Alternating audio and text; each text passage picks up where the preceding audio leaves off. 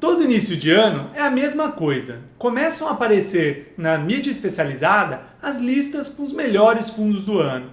Aquelas que mostram quais foram os fundos que melhor renderam no ano anterior. Você também gosta de olhar essas listas? Mas para quê? As pessoas buscam essas listas para ajudar na decisão de qual fundo investir o seu dinheiro. Mas será que essa é uma boa estratégia?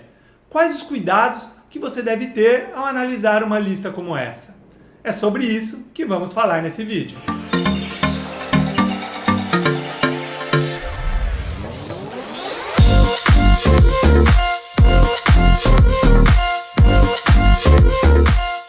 Vamos começar pelo princípio. Como são feitas essas listas? O que eles fazem é separar os fundos por classe, então separam lá os fundos de renda fixa, multimercado, fundos de ações, e colocam eles ordenados por uma ordem decrescente de rentabilidade. Pronto, simples assim, temos lá o fundo que melhor performou ao longo do período.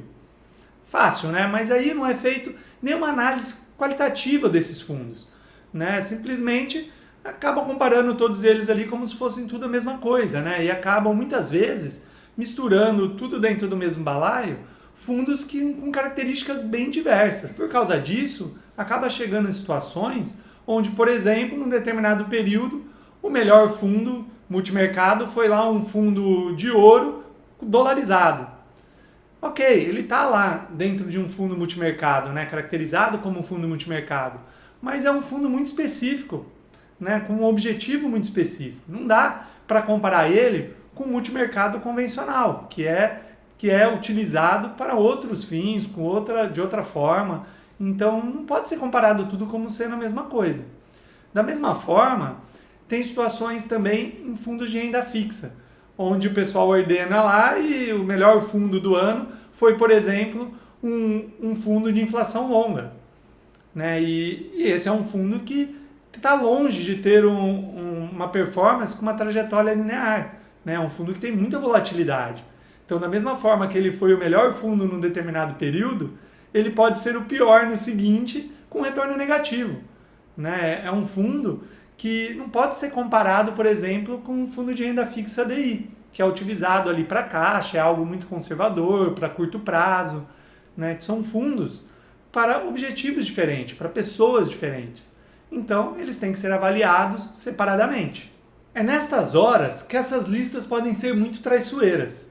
As pessoas acabam investindo ali em um determinado fundo sem nem entender direito do que se trata, sem nem saber os riscos envolvidos ali por trás dele. Investem só porque foi muito bem no período anterior, mas nem tem ideia do porquê que o fundo foi bem.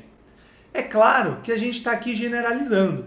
A gente já viu, sim, algumas listas muito bem feitas, onde segmentaram direitinho os fundos, compararam banana com banana, maçã com maçã, mas na maioria das vezes não é o que a gente vê.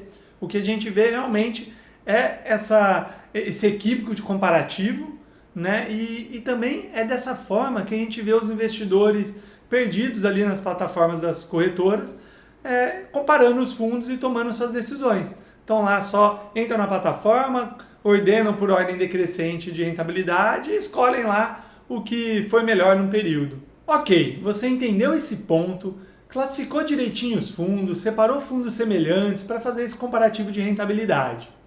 Ainda assim, a probabilidade é grande de você não fazer a melhor escolha selecionando aquele que foi o melhor do ano. Principalmente se você estiver olhando fundos de ações e multimercado. Temos que encontrar aquele fundo que vai nos entregar o melhor resultado no longo prazo, um resultado consistente de longo prazo. E não tentar adivinhar ali qual vai ser o fundo que vai ser o melhor do ano, que essa é uma tarefa quase que impossível.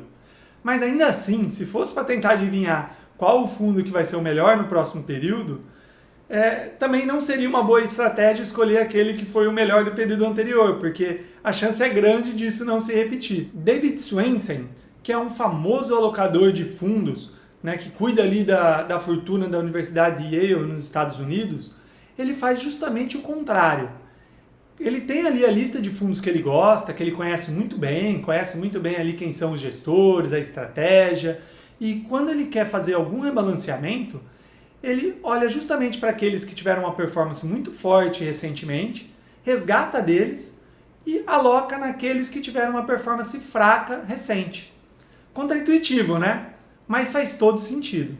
A economia se move em ciclos. Aquele gestor que teve uma performance muito boa no curto prazo é aquele que acabou de ver sua tese sendo concretizada, enquanto aquele gestor que teve uma performance ruim é aquele que ainda não teve sua tese sendo materializada, algo que pode acontecer no período seguinte. Aquele gestor que foi muito bem ao longo de uma crise, muito provavelmente é aquele que já vinha muito pessimista e que provavelmente não estava tendo uma performance boa. Mas os investidores têm dificuldade em seguir isso. É comportamento humano. Todo mundo quer a bola da vez. Todo mundo quer aquele produto que está bombando.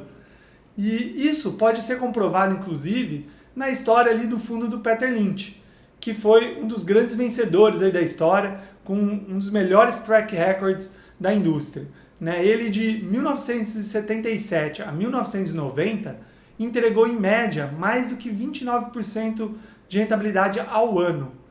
E ainda assim, a maioria dos investidores dele tiveram um retorno negativo.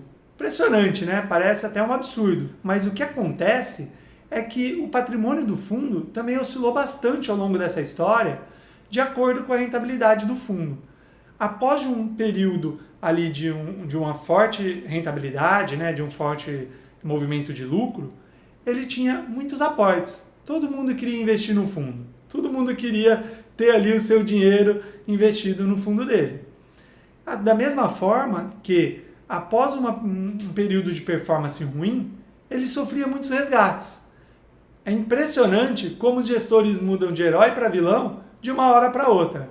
E essa impaciência e preocupação dos investidores com curto prazo faz com que eles acabem perdendo dinheiro até num fundo vencedor como esse do Peter Lynch. Por isso, eu digo para vocês, olhe sim para essas listas, mas só para efeito de curiosidade e entretenimento. Jamais escolha seus investimentos se baseando unicamente nelas. A chance de fazer uma má escolha é muito grande. Gostou desse vídeo? Então curta aqui e compartilhe ele com seus amigos para a gente atingir muito mais gente. E não se esqueça de se inscrever no canal para não perder nenhum vídeo. Até a próxima!